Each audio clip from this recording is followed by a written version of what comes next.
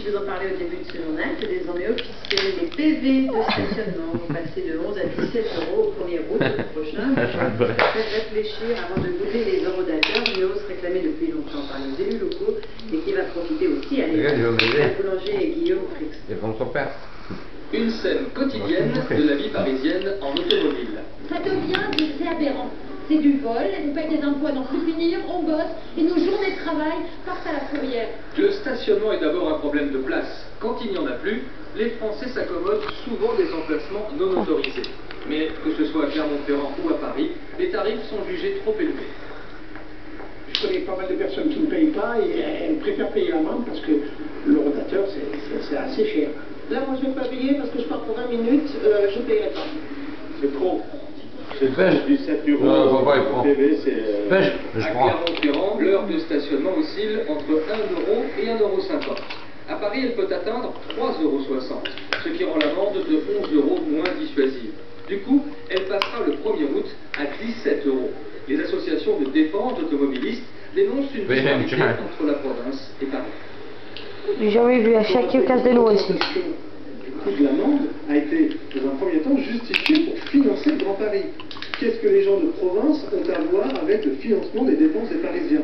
Les PV de stationnement ont rapporté 600 millions d'euros l'an dernier. Cette augmentation fera rentrer entre 24 et 36 millions supplémentaires, sachant que l'argent des amendes va dans les caisses des collectivités locales et que les majorations, elles, profitent à l'État.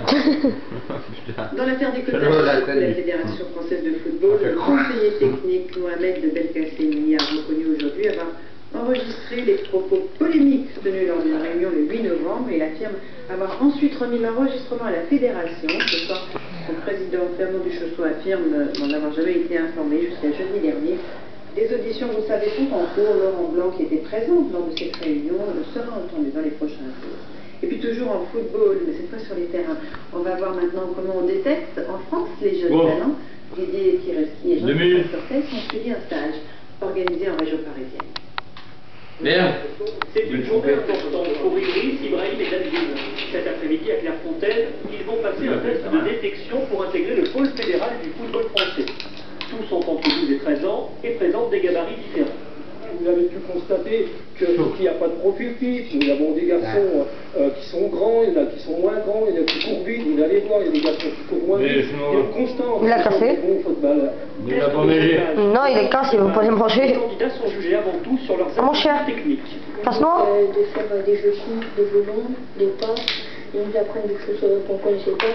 La théorie d'une préférence donnée aux athlétiques est il y a papa qui donne une noix. Et avec elle, des quotas à laquelle les parents ne veulent pas croire.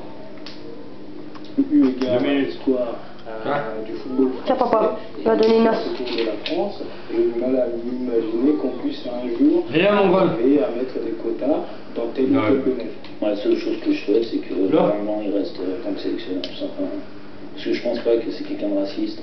Les enfants aussi ont conscience qu'une affaire empoisonne en ce moment le football français. Mais ce n'est pas leur préoccupation. Tous espèrent revenir ici dans quelques mois pour intégrer le pôle fédéral et apprendre pendant 2 ans le métier de leur vie. Et puis c'est un grand moment d'émotion que vous avez pu suivre hier soir sur TF1.